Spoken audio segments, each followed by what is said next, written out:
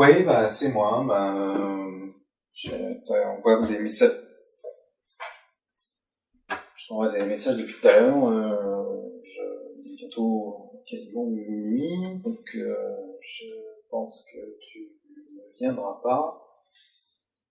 C'était juste pour te dire que ma nièce était partie et que du coup tu pouvais passer, mais visiblement ça ne sert à rien.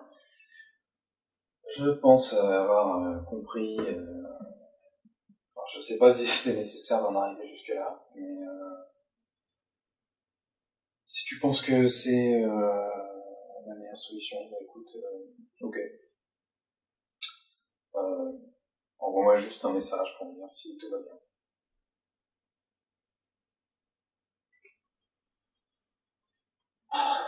Qu'est-ce que je vais foutre?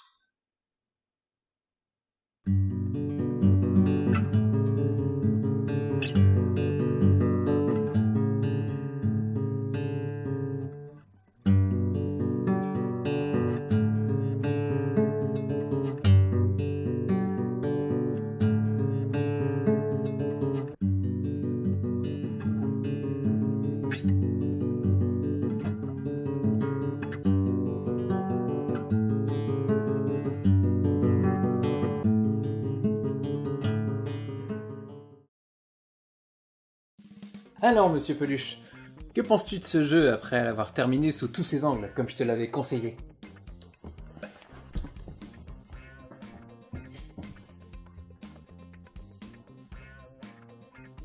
Eh bien, en fait, ce qui m'a tout de suite accroché dans le jeu, c'est le côté old school, qui rappelle les premiers Quake, nerveux et bourrins.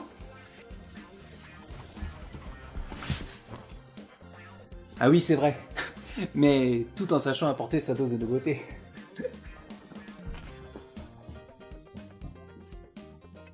Tout à fait. La gestion des black cards est très bien pensée et ajoute un plus non négligeable. Car après, ça rajoute un temps de rejouabilité conséquent. Conséquent, quand c'est qu'on mange. Excellente cette blague. Félicitations. Et le gameplay, qu'en as-tu pensé? Eh bien, le gameplay, comme je te l'ai dit, m'a rappelé mes premières heures sur Quake. Ce que j'ai vraiment apprécié, c'est l'ingéniosité à avoir créé les armes tout aussi folles les unes que les autres. On sent bien là que les petits Polonais de chez People Can Fly étaient des fans de jeux comme Duke Nukem ou encore Serious Sam.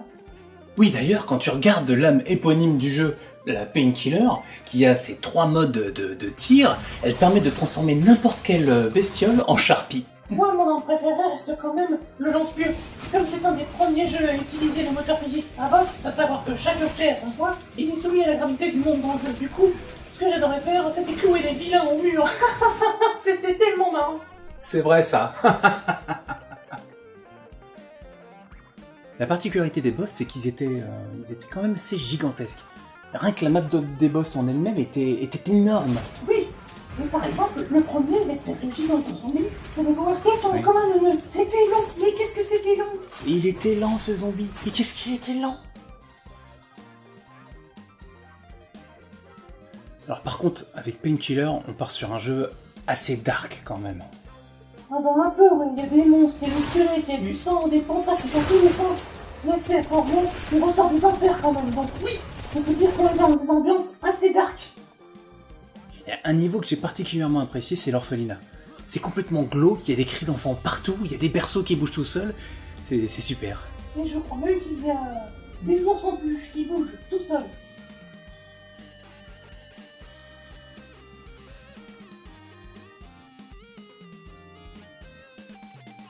Alors moi, j'avoue avoir adoré la bande Moi son. aussi, j'ai vraiment adoré la bande-son.